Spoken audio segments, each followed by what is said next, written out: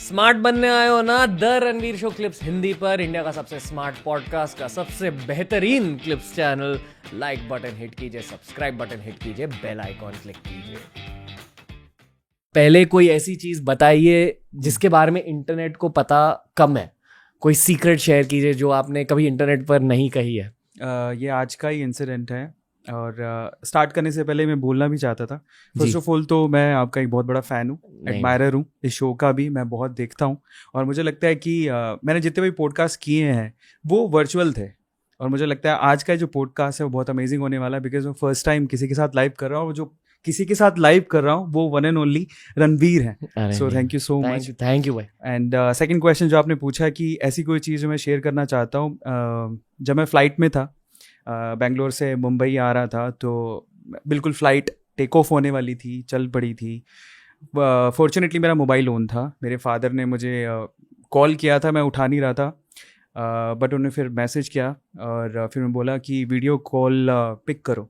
तो मैंने video call पे जैसे ही क्लिक किया, मेरी दादी जिन्हें बहुत ज़्यादा प्यार करता हूँ, वो मेरे सामने अभी नहीं रही, तो उनकी डेड बॉडी थी सामने, उनका देह था जो मैं वीडियो के थ्रू देख पा रहा था। एंड आई वॉज लाइक बहुत इमोशनल हो गया था मैं एट दैट पर्टिकुलर मोमेंट, और मुझे लगा कि मैं अभी गेट खुलवाऊँ, भाग जाऊँ। बट फिर मुझे मेरी दादी की बात याद आई। वो बहुत जिंदा दिल थी, पंजाबी हैं, आप जानते हो पंजाबी कैसे होता है। तो मेरी दादी हमेशा मुझसे मेरे सिर पे हाथ रख के बोलती थी कि देखो बेटा, जो तू तक साह है ना, रूह विच साह है, उदू तक चलते रहना है। तो उनका एक्चुअल में आज की परसेप्शन में मीनिंग ये निकलता है, शो मस्ट गो ऑन। तो मैंने कहा यार चलते हैं, दादी हमारी जिंदा दिल है ना तो हमें रुकना नहीं है। बाय द वे कल जा रहा हूँ, but yes, this is the moment that I just want to share before the podcast. दो चीज़ों के लिए ग्रेटफुल हूँ। पहले तो आपने ऐसी बात शेयर कर दी है, बहुत आपके दिल के करीब की एक बात है, सो थैंक यू ब्रदर। दूसरी चीज़, थैंक यू कि आप मुंबई आ गए, क्योंकि इन पर्सन पॉडकास्ट की एनर्जी अलग होती है। Exactly. मैं मेरी दादी के बारे में थोड़ा भी बात करना चाहूँगा। जिस तरह से आपके दादी ने आपको बहुत ज़्यादा कॉन्फिडेंस दिया, आई फील कि मेरे दादी ने भी मुझे बहुत ज़्यादा कॉन्फिडेंस दिया।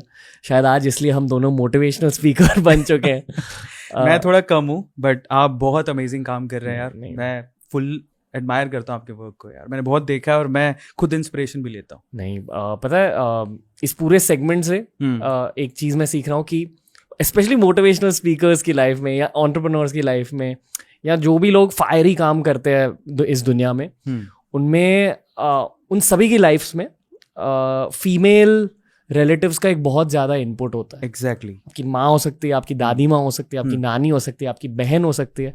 आई एम श्योर कि आपके केस में ये चारों का एक इनपुट रहा है, मेरे भी केस में इन चारों का इनपुट रहा है। एक और है एक्चुअली, मेरी वाइफ। ओके हम सिंगल हैं अभी के लिए। बताइए भाई। सो ये बड़ी इंटरेस्टिंग कहानी है। मेरी लाइफ टर्न अराउंड हुई थी इस इंसिडेंट की वजह से।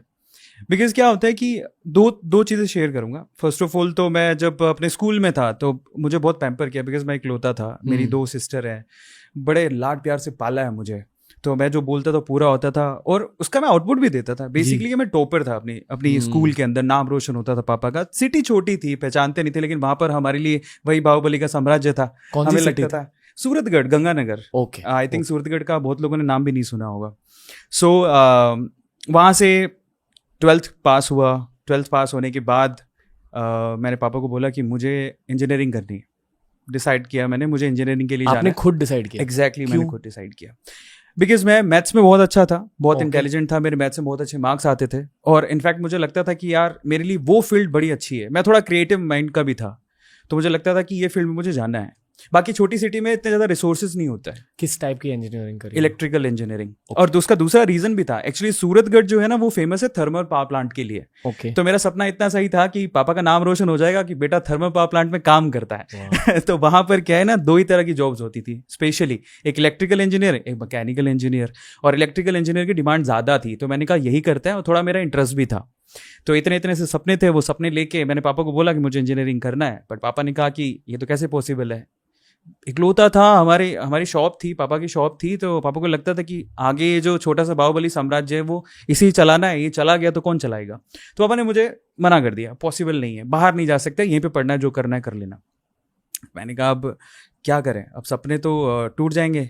और उसके पहले का इंसिडेंट ये भी था कि मेरी नानी के साथ मैं बैठा हुआ था, आज मेरी नानी नहीं है, मेरे मामा भी थे उस टाइम पे। तो मेरे मामा ने, जब हम बैठे हुए थे, मैं ननिहाल गया हुआ था, तो मेरे मामा कहते हैं, मुझसे पूछते हैं बेसिकली कि तुम क्या करना चाहते हो। मैंने कहा बाहर जाऊँगा, इंजीनियरिंग करूँगा। तो मेरे मामा हंसने लग गए उस टाइम पे और कहते हैं कि मैं तेरे पापा को जानता हूँ, तो कल भी दुकान पे बैठता था, आज भी दुकान पे ही बैठता है और कल भी दुकान पे ही बैठेगा। तो मैंने कहा यार ये तो मतलब उन्होंने कुछ नहीं देखा और मेरा भविष्य यहाँ पे लिख दिया गया, तो ये तो नहीं हो सकता। तो मैंने डिसाइड किया कि नहीं, पापा की जान खानी है। छुट्टियां खत्म हुई, पापा को बोला इंजीनियरिंग करने जाना है, पापा ने मना कर दिया। मैंने कहा ये तो पॉसिबल है नहीं, अब रीजन बताओ। पापा कहते हैं भैया मिडिल क्लास फैमिली है, 2 तेरी बहनें हैं यार, शादी भी करनी है उनकी, और तू इकलौता है और शॉप पे कौन बैठेगा। मैंने कहा ये सब मतलब मुझे जाना है एनी हाउ, मेरे ड्रीम्स है, मेरे फ्यूचर है, मतलब हम लोग होते हैं ना एक यंगस्टर एक, तो बोले कि पॉसिबल नहीं है। तो मैंने कहा एक काम करते हैं, एजुकेशन लोन लेते हैं। और पापा कहते हैं ठीक है तू करवा ला, तेरी इच्छा है। तो मैं भैया के पास गया, एजुकेशन लोन करवाया, लेकिन उस पर पापा के सिग्नेचर चाहिए थे। दूसरे दिन जब पूरे कागज लेके आ गया, उनके टेबल पे रखा, तो पापा बोलते हैं भैया मैं साइन नहीं करूंगा। अब रात को बज रहे थे 10-12 बजे तक बहस हुई। अब पापा बोलते नहीं करूंगा तो नहीं करूंगा। फिर मैंने कहा देखो, अब मुझे पता था पापा की हैबिट है कि वो सुबह 5 बजे उठते थे, उनको घूमने जाना होता था। मैंने कहा देखो सिंपल सी बात है, आप इस पेपर पे साइन करोगे तो सोओगे तो ही जा पाओगे, तो नहीं जा पाओगे। तो फिर पापा ने फाइनली साइन किए और मेरे लोन के पेपर सबमिट हुए, मुझे लोन मिला। अब एक बहुत ही इंटरेस्टिंग चीज़ बताता हूँ आपको कि एक तरफ एक हाथ में मेरा 41,000 रुपीज़ का फीस का चेक था, दूसरी तरफ ना सूरतगढ़ से जयपुर जाने वाली बस की टिकट थी। वो दोनों चीज़ें मेरे हाथ में थी। तो पापा मुझे बोलते हैं, बस आने वाली थी, 5 मिनट की बात थी। पापा बोलते हैं कि अभी भी सोच ले कि अभी तू चला गया, इंजीनियर कुछ नहीं कर सकता, अभी तू चला गया तो पूरे 41,000 रुपये का नुकसान हुआ, अगर नहीं जाएगा तो सिर्फ 150 रुपये का नुकसान होगा, बिकॉज वो टिकट ही 150 रुपये की थी। तब मैंने मेरे पापा को कहा था कि मैंने एक बार डिसाइड कर लिया है, मुझे अब जाना है। तो मेरे पापा ने मुझे रिप्लाई किया था कि आज के बाद तेरी लाइफ के डिसीजन, और वो literally I was emotional at that time, तेरी लाइफ के डिसीजन तेरे हैं, मैं आज के बाद कभी इंटरफेयर नहीं करूँगा, तो तू सोच समझ के लेना जो भी लेना है। तो उसके बाद चला गया इंजीनियरिंग करने के लिए। वहाँ पे पापा 4 साल में कभी इंजीनियरिंग का गेट नहीं देखे कि मैं कहाँ पे हूँ, क्या कर रहा हूँ। जब मैं अंदर गया तो फॉर्म पे साइन करने थे कि पापा की साइन करवा के ले गया, पापा है ही नहीं साथ में। तो बाहर गया, मैंने खुद ही साइन किए, पापा को अभी शिकायत का मौका दिया ही नहीं, मैंने ऑनर्स में अपना डिग्री कंप्लीट किया। तो ये टोटल इंसिडेंट था। लेकिन अब जब आपने फीमेल फैक्टर पूछा तो उसके ऊपर आते हैं। जब मैं इंजीनियरिंग के लिए तैयारी करने के लिए आया था तो गया था तैयारी करने, लेकिन वहाँ पर एक बहुत ही अमेजिंग, बहुत ही खूबसूरत लड़की दिखी। और हमारे साथ क्या होता है ना कि हमें पैम्पर किया गया और हम इंटेलिजेंट थे, तो ऐसा लगता है सब पढ़ाई सब कुछ है। और दूसरी डायरेक्शन में सोचते थे, किसी लड़की के बारे में सोचते थे, घर वाले कहते थे कि नहीं पढ़, मम्मी स्पेशली कहती थी कि तू पढ़ना ही और कुछ नहीं करना। तो उस डायरेक्शन में जाना चाहते थे लेकिन कभी गए नहीं। तो टैग लगा हुआ था इंटेलिजेंट, लेकिन बाहर जब हवा लगती है तो वही चीज करने का मन करता है जिसके लिए बार बार रोका गया था। तो एक खूबसूरत लड़की दिखी और मैं देखते ही भाई वन साइड लव होता है, वो हो गया मुझे। और लड़कों के साथ प्रॉब्लम होती है कि हमें बहुत जल्दी हो जाता है। लड़कियां मैच्योर होती हैं, उनको पता होता है, लड़के बस मैं फिसल गया। और अब हुआ कुछ यूं कि 6 महीने तैयारी करने के लिए गया था, लेकिन 6 महीने बस वही देखते रहता था कि वो क्या करती है। बिकॉज क्योंकि वो दिखी मुझे, उन्हीं के घर पे मैं रिवेल करना चाहता हूँ कि उन्हीं के घर पे मैंने किराए पे एक कमरा लिया था। मैं उन्हीं को ही ताड़ता रहता था, देखता रहता था। फर्स्ट पहली बार ऐसा कुछ फील कर पा रहा था मैं। अब उस चक्कर में मेरा जो AIEEE का प्रिपरेशन करने के लिए गया था, पेपर हो गया खराब। तो इनिशियली इमेज ऐसी थी कि बहुत इंटेलिजेंट है, लेकिन फाइनली जो पेपर खराब हो गया और रिजल्ट आया नहीं। अब हमारी कोचिंग वाले कहने लग गए अब लास्ट पेपर बचा है, अब घर पे जाके पेपर देना, 1 ही महीना बचा है, RPT का एग्जाम होता है। तो अब क्या करें, अब सब कुछ सिलेबस तो खत्म हो गया, पेपर भी खराब हो गया, उसमें सिलेक्शन हुआ नहीं। एक स्टेट लेवल का एग्जाम का पेपर बचा था, घर पे जाके प्रिपरेशन करनी थी। दिल की बात तो दिल में रह गई, कभी बताया ही नहीं। देख रहे हैं उस लड़की को लेकिन कभी बोल ही नहीं पाए। हाँ, थोड़ा बहुत जब भी सामने एक दूसरे फेस टू फेस होते थे तो मुस्कुराते थे। हमारे यहाँ इंडिया में थोड़ा मुस्कुराते हैं तो उसको ओवररेट किया जाता है। तो हमारे हिसाब से तो मुस्कुराई है, इसका मतलब कुछ बात है, लेकिन उसके हिसाब से कुछ नहीं था।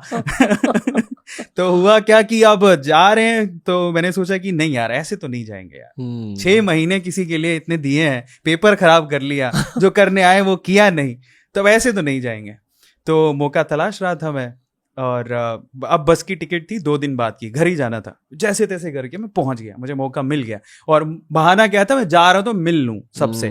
तो उनकी जो मम्मा थी उन्होंने बोला हाँ नीचे बैठी है, मिल लो सबसे, मिल लो। तो मैंने कहा मिल लेते हैं। मैं नीचे गया, और एक्चुअली मैं बताता हूँ, मतलब इसको आप पता नहीं किस वे से देखोगे सब लोग, मैंने उनको कुछ आई लव यू शलव यू कुछ नहीं बोला, स्ट्रेट फॉरवर्ड, बिकॉज मुझे ऐसा फीलिंग था कि यार ये है जो मेरी ना वाइफ बन सकती है, मुझे संभाल सकती है। मेरे में ना बहुत एनर्जी थी, बहुत जो, और एक्चुअली वो एनर्जी जो है ना उस एज में ना डिस्कार्टेड होती है, डिफ्यूज्ड होती है, पर अलाइन करना बहुत इंपॉर्टेंट होता है। तो कोई तो वो अलाइन करने के लिए मुझ में उसमें वो दिखता था कि मुझे वो संभाल लेगी, और मैं थोड़ा चाइल्डिश भी था पर एनर्जी बहुत थी।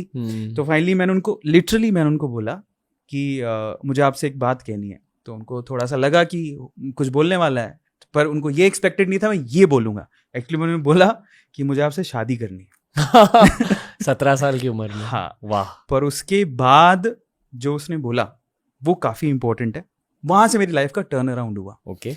तो मैं ब्रीफ में बताता हूँ, बिकॉज वो बहुत सारी बातें हुई थी, बट ओवरऑल उन्होंने 4 बात बोली। पहली बात तो यार, आप मॉम डैड के पैसों पर ये करने आए हो क्या? पहली लाइन, आई वाज शॉक, ये क्या है? दूसरी लाइन, तुम जब शुरू में आए थे तो तुम बहुत इंटेलिजेंट लगते थे, लेकिन तुम्हारा सिलेक्शन भी नहीं हुआ, तुम अपनी पढ़ाई पे ध्यान क्यों नहीं देते? अब वो इतनी मेच्योर बात क्यों करी थी मैं आपको आज बताता हूँ। मैंने कभी पॉडकास्ट नहीं बताया, मुझसे 5 साल बड़ी हैं। तो वो बहुत मेच्योरली मुझसे ये सारी बातें बोल रही थी। बहुत सारी बातें हुई, तो उसमें तीसरी बात ये थी कि एक सलाह देती हूँ। मैंने कहा हाँ प्लीज। उनको मेरी एज पता थी, एक सलाह देती हूँ। मैंने कहा प्लीज, कि तुम जिंदगी में कुछ बन जाओ, सफल हो जाओ, तो तुम्हें सब कुछ मिलेगा। उसके बाद की लाइन बड़ी इंपॉर्टेंट है, वो शायद मैं भी।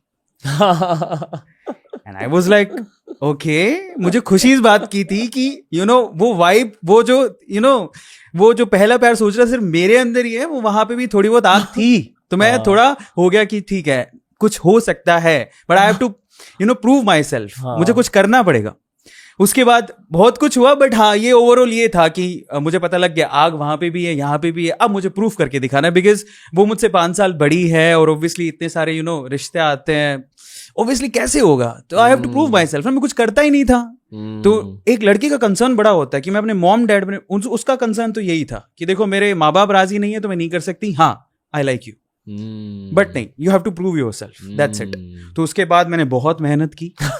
1 महीना जो मैंने 6 महीने नहीं की थी, आरपीटी का एग्जाम निकाला, और उसके बाद मैंने जो राजस्थान का जो प्राइवेट में टॉप इंस्टीट्यूट है वहां मेरा सिलेक्शन हो गया। फाइनली मैं इंजीनियरिंग करने के लिए गया, पूरे मोटिवेशन के साथ शादी करने के लिए। उन्हीं से शादी करी। Okay finally. अगली लाइन बोलना भूल गया, तो ये क्लाइमेक्स है। वो क्लाइमेक्स क्या है कि आज वो मेरे साथ है और मेरी सफलता में पूरा पूरा उसका हाथ है।